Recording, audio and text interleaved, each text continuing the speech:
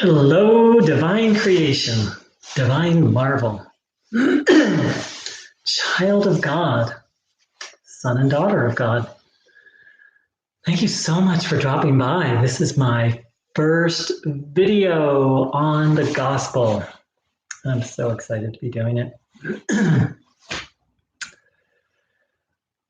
It's interesting. I have something in my throat. My throat's a little tightened up, and I think it's part of what's going on is I've wanted to say this for so long, and now that I'm about to say it, maybe there's a little fear, and we'll talk about that. So, one of the things that's written that Jesus said is that he came to give the good news.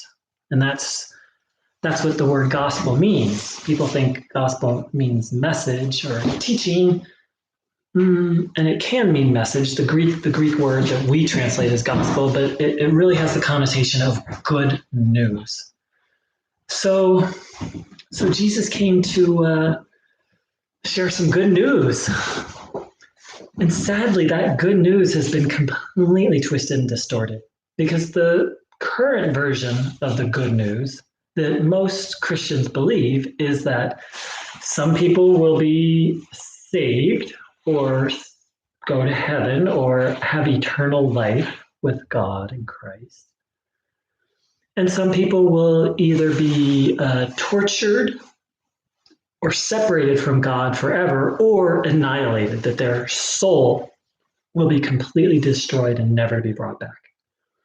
So again, that's what most people today consider to be the good news. But if you think about it, it's really awful news. It's really bad news. The idea of one person being tortured forever, or one person being separated from God forever, much less one person being annihilated. Let's keep in mind, annihilation is different than physical death, right? This body dies, and then there's different versions of what happens. Some people say that there's a soul that continues on. Some people say the body is resurrected. But death, from the point of view of regardless of your interpretation, it's not the biggest deal because it's not the end. But annihilation, a permanent end, who can fathom such a thing, much less eternal torture? And yet, people today say this is the good news. The good news is some people will be saved and some people will be tortured forever. If I came by your house and I said, I have some very good news. Let's say you have a big family. Let's say you have like 10 people in your family. I say, 5 of you are going to inherit billions of dollars each, and you're going to live long lives. You're all going to live to 120, and you're going to be happy, and you're just going to have the best lives ever. And 5 of you are also going to live to be 120, but you're going to be tortured non-stop from now until that day.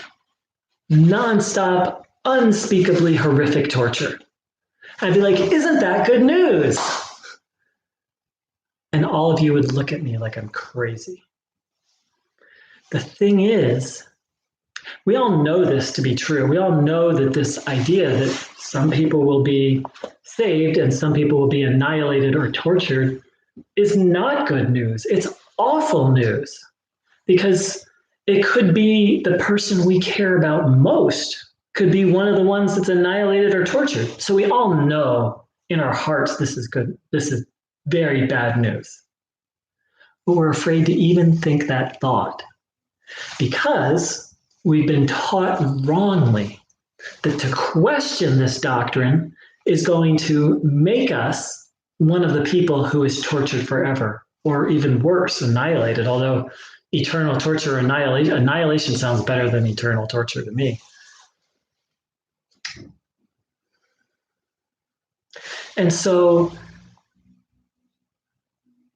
nowhere nowhere in the written accounts of what Jesus said is there any reference to the idea that if you believe the wrong thing, that will damn you to eternal torture. And so, on this path of really trying to understand what Jesus taught, we have to come to the point where we have to distinguish between what Christ actually taught and all the structures that have been added to it. For example, this idea that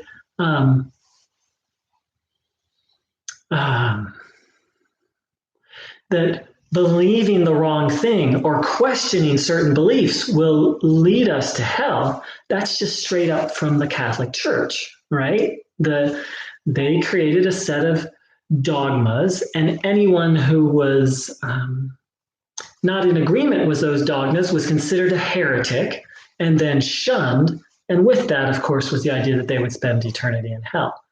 And so that's just, so Protestantism has just sort of translated that a little bit. And instead of saying, well, we'll shun you from our church or our organization, it's just, you're going to be shunned by God forever for thinking the wrong thought, for asking a question, the most natural thing in the world. So this very awful news, we are also been threatened that if we don't believe this awful news, that we'll be tortured forever. So my awakening to this happened, 25 years ago, when I was really sitting with this, and I said, if hell is eternal and people are going to be tortured forever, Jesus would go there and try and comfort them. That's what he would do. That's the kind of being. That's the kind of person. That's the kind of man. That's the kind of spiritual being that he was.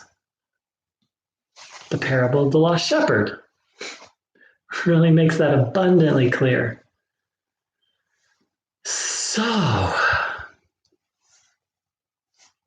So the first step in this process of really getting at what Jesus actually taught, we have to let go of the idea that questioning or believing the wrong thing is going to doom us to hell.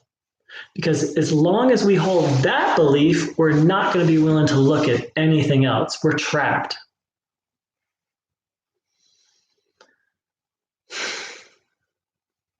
So I invite you to put your faith in God, as opposed to putting your faith into doctrines and to teachings and institutions that have been built up we're approaching almost 2,000 years of buildup, so that you can begin the excavation process of really getting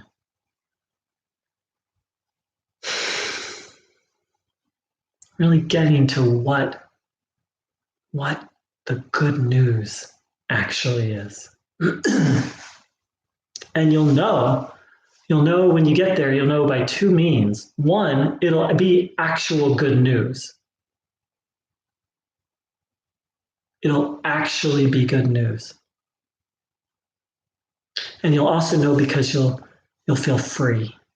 Once you find it and then accept it, it's not to say there won't be pain and challenge. As it's written, Jesus said, the truth will set you free. Thank you so much for dropping by this video. This is the first of many. And I'll close the way I started.